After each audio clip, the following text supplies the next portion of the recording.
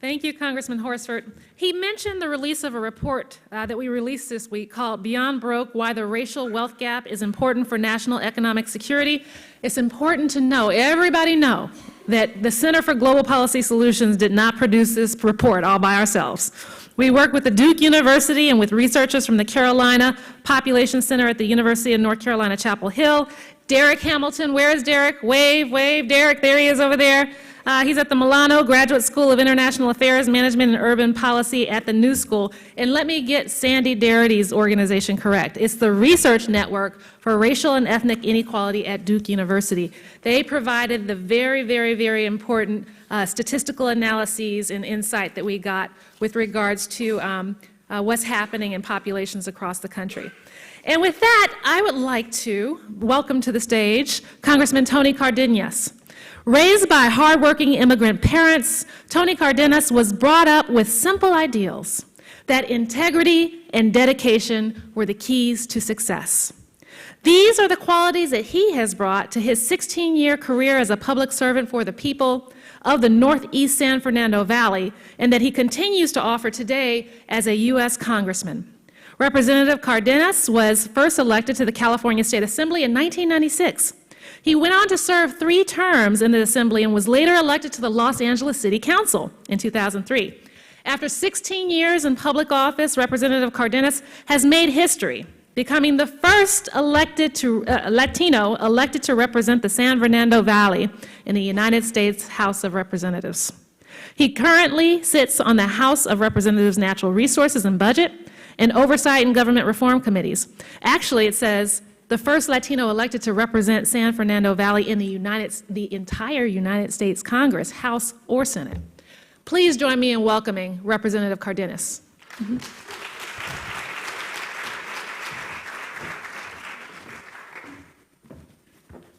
Thank you very much, Dr. Moore. So awesome to see a woman of color, doctor, and someone who's running such a wonderful, great organization that's educating all of us, including members of Congress.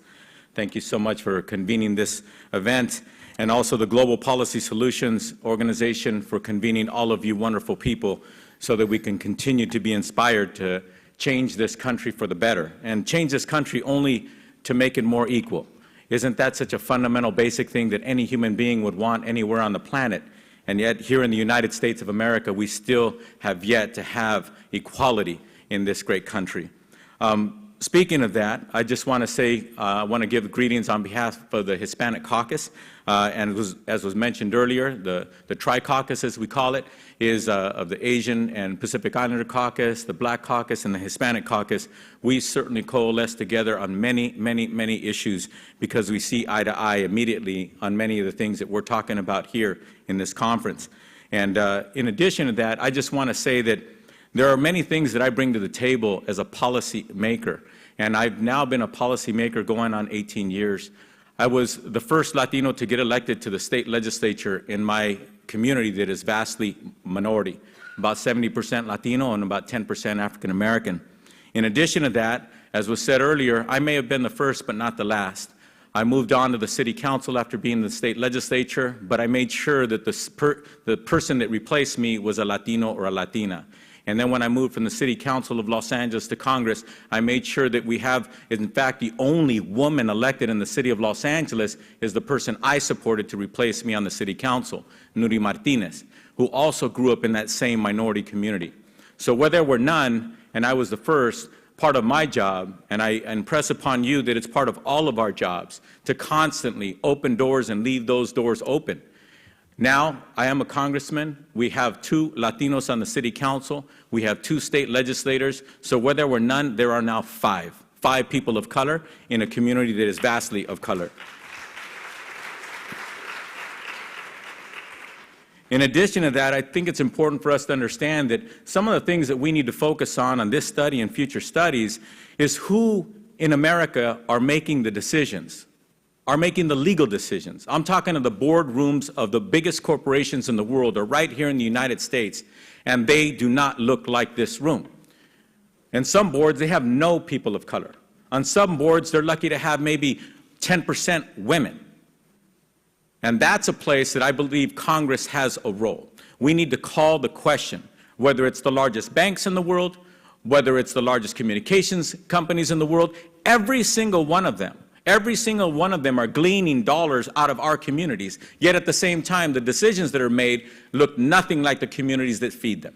And I think it's really important that this study and future studies look at these facts. For example, less than 0.01% of the wealth management, in other words, the pension funds and the corporate bonds that are sold, et cetera, less than 0.01% is actually being managed by Latino-owned firms that manage money. And then I would assume that when it comes to African Americans, it's probably less than 1%. So let's just say women and minority-owned firms that manage the vast majority of wealth that's managed in this country, which is in the trillions of dollars each year, less than 2% is managed by women and minority-owned firms. And that's another reason why the people who are making decisions need to look more like the people in this room. Because think about the opportunities there. For example, as a congressman, as someone who was the first minority to be elected of my community, I made sure that I kept the door open for other people to have the opportunity to represent our community and do a much, much better job than me. In my office, I represent a community that's about 80% minority.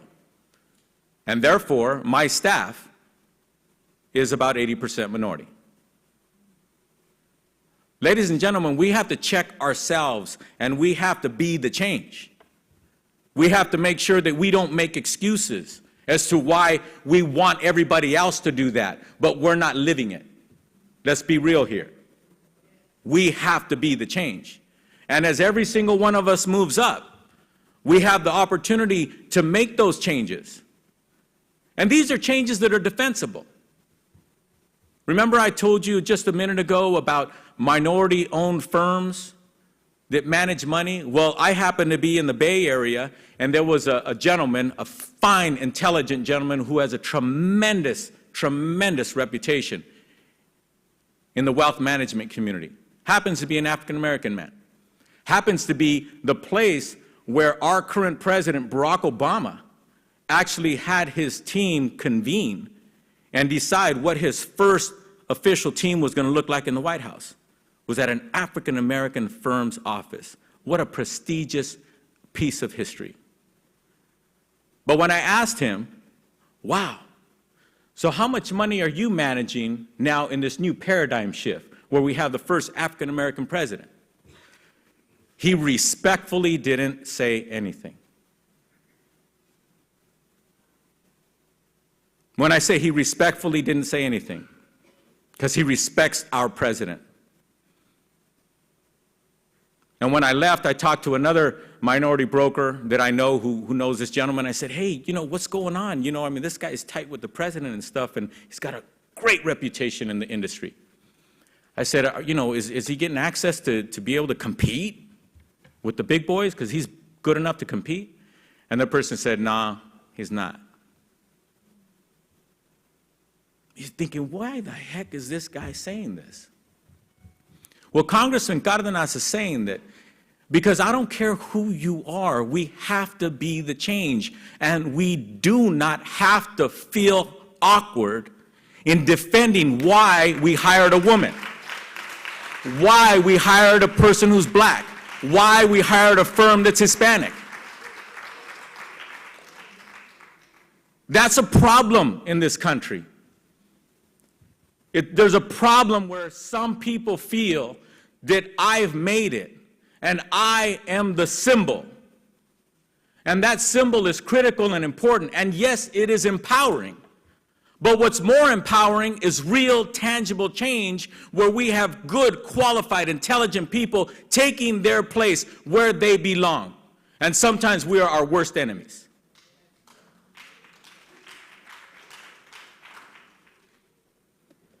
Ladies and gentlemen, we need to communicate that with each other. And at the same time, we need to communicate that with every young person of color in this country. Because I just changed my speech a little bit a couple weeks ago. I got honored at my old high school.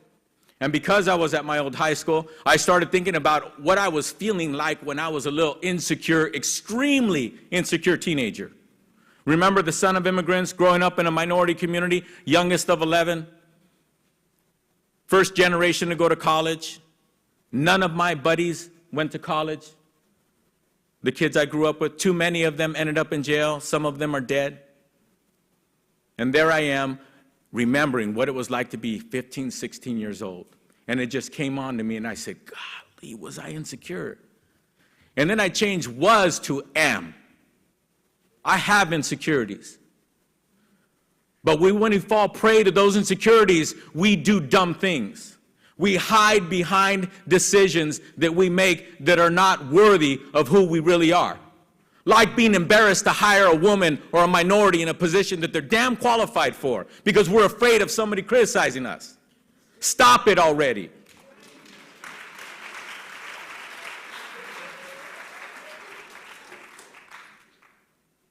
I'm not picking on you. I'm just telling you. We have to be the change. And that change is incremental. Enjoy the feeling when you see somebody that you mentored and you gave them their first opportunity and they surpass you on their journey. And then remind them. Continue to mentor them. It doesn't matter of title, it's a matter of mentality. Continue to mentor them and say, don't forget where you came from. And don't forget where you came from doesn't mean you got to act poor. That's not what that means. Don't forget where you came from means, hey, you got 2 arms, you got 2 legs, you keep carrying people forward.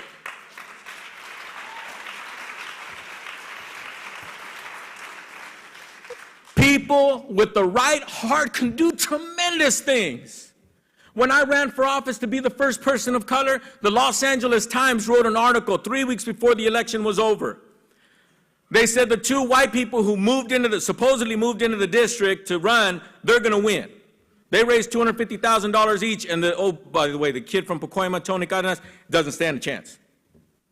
He only raised $65,000. What they didn't realize is that campaign had heart. We couldn't afford to pay people to campaign. So 400 people, thank God, volunteered to campaign. Some of them didn't even speak English, and we won by 22 points. Forget the Los Angeles Times. But I made the mistake of reading the article. They told me, some article came out in the LA Times. Remember, the campaign's still going on. And they said, don't read it, don't bother, it's stupid, just keep working. And I read it, and I was feeling depressed. And then I got reminded. The Lord works in mysterious ways because my father passed away a few years earlier. So he wasn't there to mentor me. He wasn't there to help me physically. He only had a first-grade education. He came to this country to work in the fields and did a fine job on 1 income. My mother stayed home, raised 11 kids, and he went to work 6 days a week. They got the job done. So there I am on that night, the phone rings, and I'm depressed. I'd never run for office before in my life, and I'm thinking, what was I thinking? This is not making sense. I'm going to lose. It got to me. The LA Times article sounded logical. It seemed to make sense. And then my sister called crying. She said, I got to tell you a story. And I said, no, tell me tomorrow. She goes, no, I got to tell you a story. So she came over to the campaign office, and for some ungodly reason, I was alone. They never leave the candidate alone. I was alone, and then all of a sudden, she's crying. She's telling me the story. She goes, well, Victor Cervantes, our CPA, who happened to go to our same high school, and he was my CPA for my business at the time, and I was running for office, so as a favor to me, he did my campaign for next to nothing, and my sister was my for-free treasurer because I couldn't afford her either, and so she was turning in the checks that night, and she stumbled on a story where Victor told him, say, you know what, I went to a funeral a few years ago, and then when I told my father just a few days ago about the funeral I went to a few years ago, I don't know why I was telling my dad, Victor Sr., and when I told my dad, he said, if that was the same man I knew, I would have liked to go to his funeral. And Victor Jr. said, well, why, Dad? He says, because, the man that you said you went to his funeral, I knew a man with the same name, but before you were born, son, I used to work in the fields in the Central Valley of California, and I was burning down the fields, and it got out of control. And it was so bad that I laid down and the fire was surrounding me, and I kept yelling for help, and I could hear voices, but nobody would help me. And he said, I said my last prayer, and I was going to just burn to death right there and then. And he said, but for some reason, some man in a tractor came in and reached down and grabbed me. He saved my life. He said, son, if it weren't for that man, you wouldn't be born. He said, oh, really? He said, that man's name was Andres Cárdenas. My dad was a tractor driver in the Central Valley of California. And he never told me the story. He never told me that he was a hero. And one of the reasons why he never told me he was a hero, because he didn't see himself as a hero. He just saw a man dying, and he said, I got to go help him.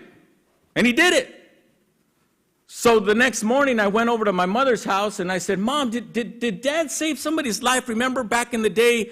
And she goes, she was sitting at her sewing machine at home in the little house in Pacoima that they raised us in, and she didn't even look at me. She's like, yeah, son. I said, what are you talking about? She said, yeah, one day he was at work and some guy was yelling for help and he drove the tractor through and saved his life. I said, how come you never told me? How come Dad never told me? And she just looked at me and says, he's just doing his job.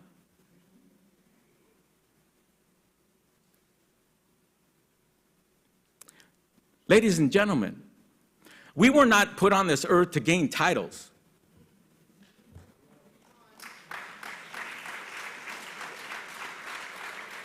We were put on this earth to do a job. And sometimes that job is to take that little boy and that little girl and say, I am with you. Here, I will reach down for you. I will help you. Or that organization and say, we're going to reorganize this organization. We're going to be an organization that does things. We get things done. We're changing the community, and we're changing this country, and we're changing the world. We weren't put on this earth to gain titles, but we were put on this earth to make sure that people like us who have a heart, who bring our heart to our work, help other people learn how to bring their heart to their work and create wealth, one individual at a time, one family at a time. And our job is to remind each other that we are so God-blessed to be in this great country, and there is much to complain about. But every single day, let's work on making a difference. Let's not forget that we have another ounce of energy to make that call and mentor that individual, to have that conversation with that individual who's hurting and help lift them up. One individual, one household, one community, one organization at a time. Thank you for coming together in our great capital. Please go back to your respective communities and let's make a difference.